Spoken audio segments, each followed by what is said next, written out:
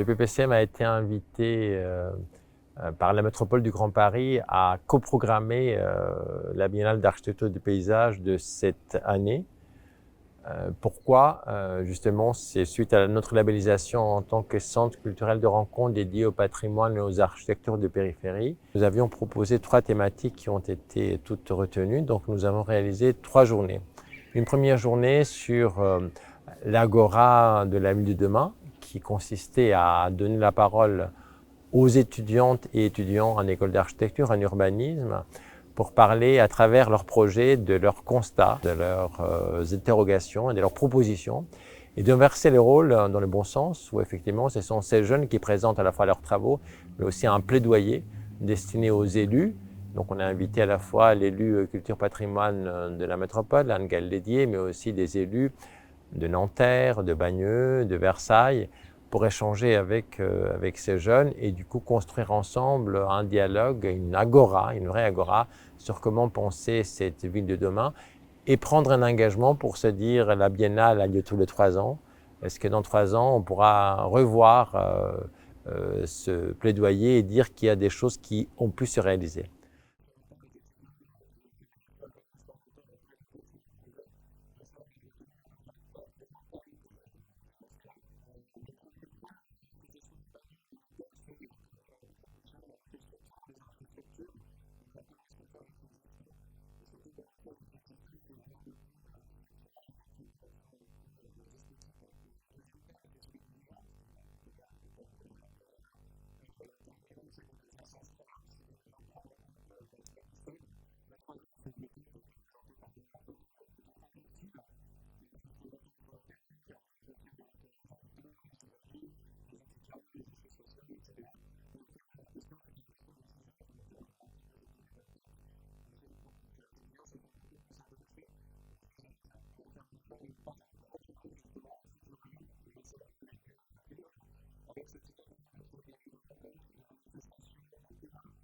Je suis étudiante à l'ENSA de Paris-Malaquais. Nous avons eu l'idée de travailler sur les animaux car on a découvert qu'il y a de moins en moins d'animaux en région parisienne et notamment des oiseaux. Et donc on a pensé à un projet où les animaux ils pourront cohabiter avec les humains.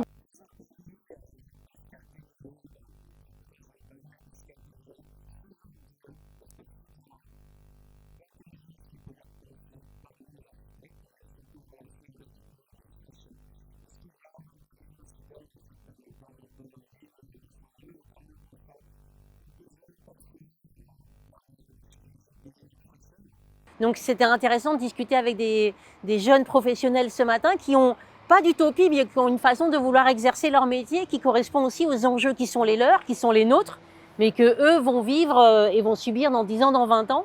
Et je les trouve très en anticipation et c'était en ça que les échanges étaient extrêmement riches.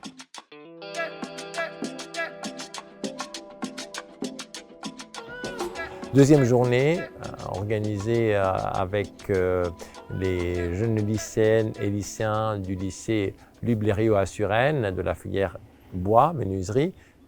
Une journée sur le bois, sur la filière bois, co-organisée aussi avec Fibois et avec l'agence Jean-Christophe Quinton. L'idée, c'est d'amener ces jeunes futurs professionnels du bois à comprendre la filière, à comprendre les enjeux de la construction bois d'aujourd'hui, mais aussi à faire un dialogue créatif entre finalement des métiers d'architecture et des métiers aussi manuels, de menuiserie, de construction. Et donc une journée beaucoup plus globale finalement sur ce que ça veut dire construire en bois aujourd'hui.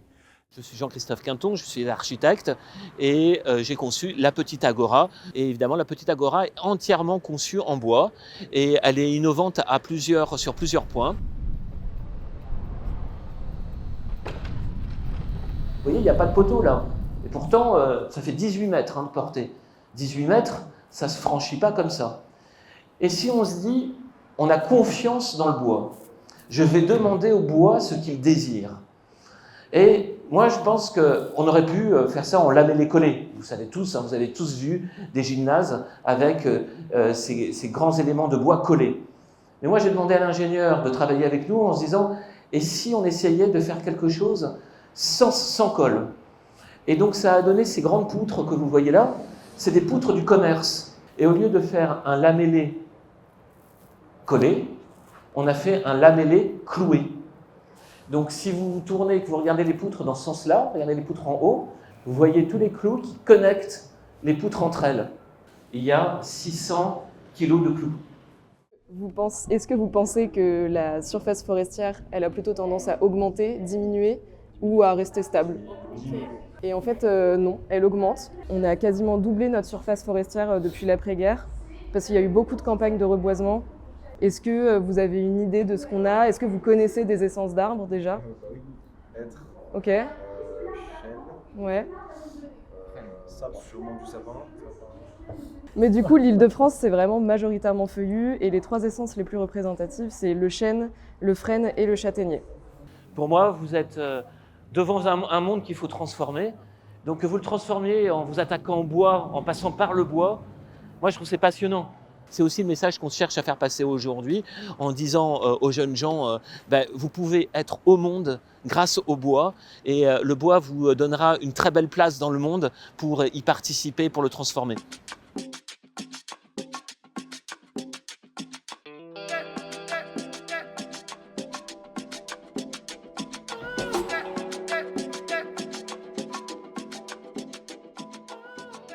La 3e journée, c'était une journée sur les imaginaires créatifs avec l'envie de voir comment est-ce que des jeunes artistes, des vidéastes, des artistes qui travaillent avec la photo, avec l'écriture, vont pouvoir répondre par leur travail à la création de nouveaux imaginaires. Paris est une ville-monde, mais Paris est visité alors que ses périphéries ne sont pas connues, se sont relayées.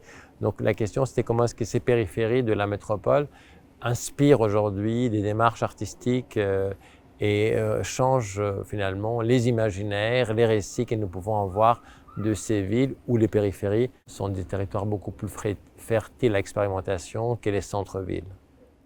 Et en fait, c'est un projet qui a commencé près de chez moi, à la rencontre d'un arbre qui, chaque hiver, en fait, se recouvrait de ces grands oiseaux noirs qui disparaissaient en été. Et finalement, ce qui me saisissait, c'était l'image de cet oiseau qui me semblait assez archaïque et derrière ces paysages hyper modernes. Je suis photographe et je suis chercheuse et je travaille autour du paysage en prise avec des questions politiques et environnementales. Le projet Naviguer en oiseau, c'est un projet sur la géographie éclatée du Grand Cormoran. Dans le Grand Paris, c'est un oiseau qui en fait revient chaque hiver dans ce territoire et part se reproduire dans les pays d'Europe du Nord. Et donc l'idée et l'enjeu, c'est de comprendre quels sont les besoins et quelle est la géographie, quel est le territoire et quel est le paysage de cet oiseau et dans quelle mesure il croise ou il ne croise pas en fait nos territoires et nos géographies humaines.